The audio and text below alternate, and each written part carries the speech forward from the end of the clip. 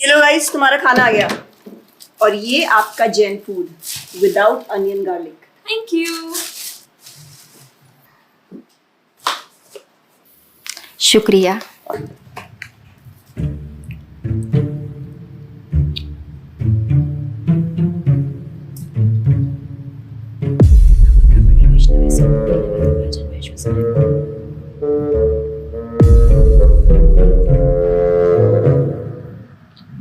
Sorry guys,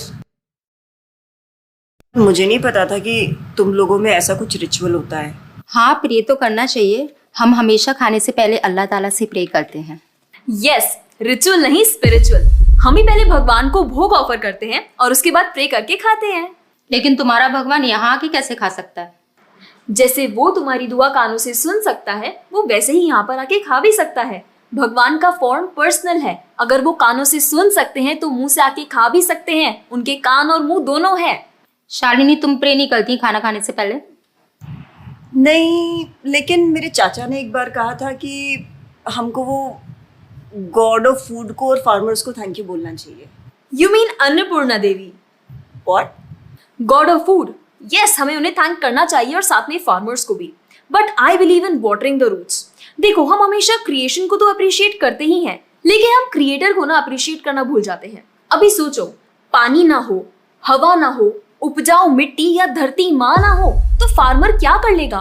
so I believe that we should be thanking the creator, the lord who is providing us with all the basic necessities. Point.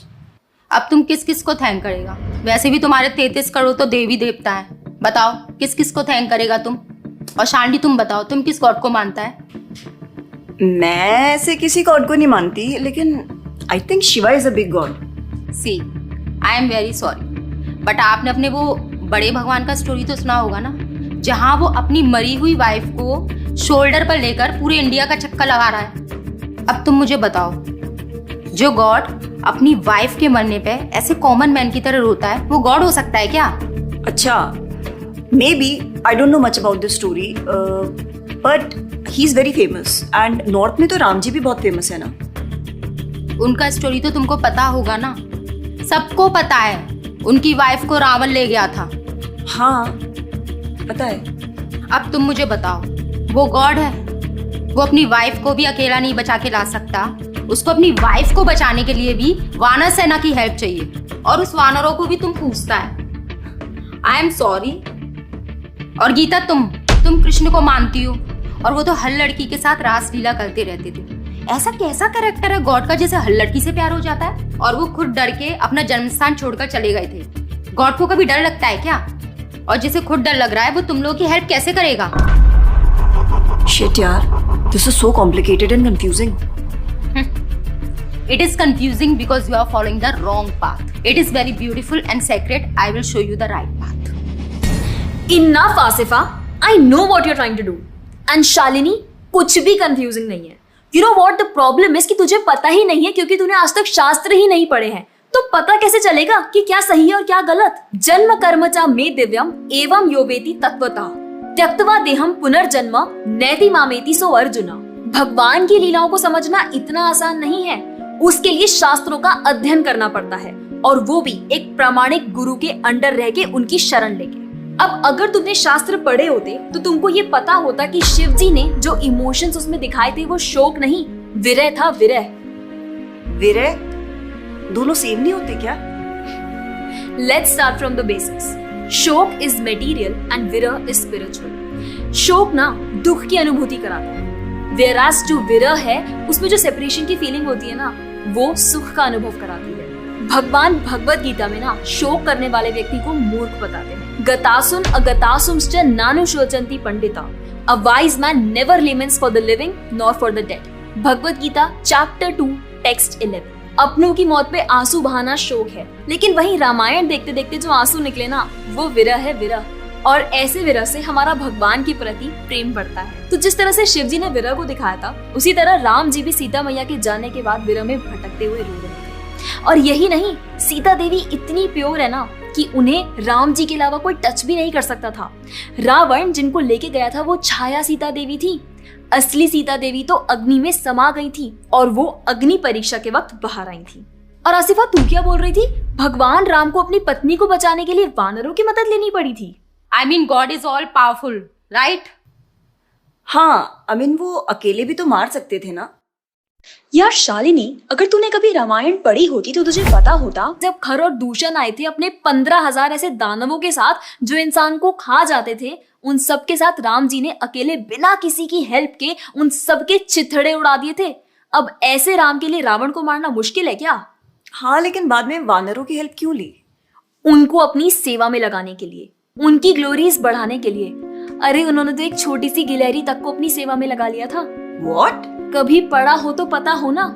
खैर, और हम हनुमान जी की पूजा इसीलिए करते हैं क्योंकि भगवान तक पहुंचने का रास्ता उनके भक्तों की सेवा है। जब भगवान देखते हैं कि मेरे भक्तों का गुणगान हो रहा है या कोई सेवा कर रहा है तो वो बहुत खुश होते हैं। जैसे मैं तेरी मॉम के सामने अगर तेरी तारीफ करूं तो वो खुश होती है ना। पॉइंट। इसी तरह भगवान हमसे खुश होते हैं जब हम उनके भक्तों की सेवा करते हैं, पूजा करते हैं। और रही बात 33 करोड़ देवी देवता की, आसिफा तू मुझे ये बता, what is your favourite genre in movies? Psychological thriller. और शालिनी तेरी? Romantic and comedy. एग्जैक्टली। जैसे हर किसी का अपने नेचर के अकॉर्डिंग फेवरेट जॉनर होता है, वैसे ही भगवान ने हर किसी के नेचर के अकॉर्डिंग व्यक्ति के लिए उसके नेचर के अनुसार वेद और पुराण दिए हैं। और उन्हीं पुराणों को फॉलो करके लोग अपनी देवी देवता की तरफ अट्रैक्ट होते हैं। और ये सभी देवी देवता भगवान की ही सेवा कर रहे हैं। जैसे रोशनी के देवता सूर्यदेव, हवा के देवता वायुदेव, बारिश के देवता इंद्रदेव। जैसे एक सरकार चलाने के लिए इतनी सारी पोजीशंस होती हैं, वैसे ही इस पूरे ब्रह्मांड को चलाने के लिए अलग अलग देवी देवताओं की जरूरत पड़ती है। तो मतलब वो अपनी पोजीशन का मिसयूज करेंगे, किसी भी लड़की के साथ कुछ भी करेंगे, रास लीला करेंगे। Stop it Asifa, now you are crossing the line. तुझे पता ही क्या है कृष्ण के बारे में? जो लोग बोलते हैं कि कृष्ण करे तो रास लीला है, हम करे तो कैरेक्टर ढीला है, उनको बोलो पहले भागवतम पढ़ लें। ठीक रास लीला से पहले भगवान ने गोवर्धन उठाया था। उनको बोलो पहले जाके गोवर्धन पर्वत उठाए। पैदा होते ही पूतना को मारा था, बच्चे से एक मच्छर नहीं मारा जाता। When he was crawling, मुख में ब्रह्मांड दिखा दिया था। तू अपने मुंह में अपना ये हॉस्टल ही दिखा दे आसिफा। क्या तुम जानते हो द्वारका में भगवान श्री कृष्ण की 16,108 रानियां थी और सबके अलग अलग महल थे और हर एक महल में श्री कृष्ण सबके साथ होते थे एक ही समय पर।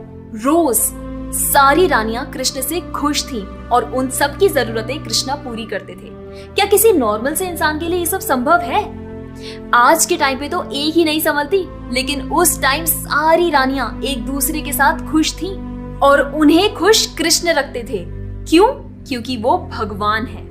और रही बात ब्रज की गोपियों के साथ रास लीला करने की, तो इतना जान लो कि रास लीला के टाइम पर करोड़ों गोपियां थी और कृष्ण पूरे टाइम हर एक गोपी के साथ मौजूद थे और उनके साथ डांस कर रहे थे एक टाइम पे करोड़ों गोपियों के साथ। ये सब बहुत डीप लीलाएं हैं और ये सब तभी पता चलेगी जब साधुओं के संग में रह के शास्त्रों को पढ़ा जाएगा। हवा में तीर चलाने से या सुनी सुनाई बातों पर यकीन करने से कुछ नहीं होने वाला। और रही बात अपने भक्तों को बचाने की, तो भगवान ने तो अपने भक्त परीक्षित महाराज को गर्भ में बचाया। 5 साल के प्रहलाद महाराज के लिए नरसिंह अवतार लेकर आए और उनको बचाया। यहाँ तक कि वो अपने गुरुदेव सांदीपनी मुनि के बेटे को मरने के बाद वापस लाए और उनको जिंदा किया। आई एम रियली इम्प्रेस्ड यार। हिंदू होते हुए भी मुझे ये फैक्ट्स पता ही नहीं थे। मेरे पेरेंट्स ने मुझे कभी इन सब चीजों के बारे में बताया ही नहीं। हाँ, पेरेंट्स की तो गलती है, लेकिन हम भी तो वही कर रहे हैं जो उन्होंने किया। We are not learning about our culture, not reading Ramayan, Mahabharat और भगवत गीता। आजकल तो ये सब कुछ रीड करना बहुत इजी भी है and everything is available on our phones. And the problem is that we don't want to learn. और इसीलिए हमें कोई कुछ भी बोलता है और हम उसे मान लेते हैं और अपने बिलीफ को चेंज करने के लिए रेडी हो जाते हैं। एक्चुअली में पता है, किसी का हार्ट ट्रांसफॉर्म करना है तो प्यार से करो, ज्ञान से करो, पैसे और तलवार से नहीं। और अब बारी आपकी है। अगर आप भी चाहते हैं कि कोई एड़ा गेड़ा नत्थु गेड़ा अगर आपको कुछ भी ना बोल जाए, आपका बेवकूफ ना बनाए, तो जाइए और अपने कल्चर के बारे में जानिए, ग्रंथ पढ़िए और अपने बच्चों को भी पढ़ाइए। और अगर आप खुद एक बच्चे हैं तो अपना समय यहाँ बर्बाद मत करें। ये वीडियो खत्म हो गया है, जाइए भगवत गीता पढ़िए, थोड़ा पढ़ाई वढ़ाई करिए, भक्त बनिए और फोन वोन चलाना बंद करो। जब देखो मोबाइल में लगे रहते हो।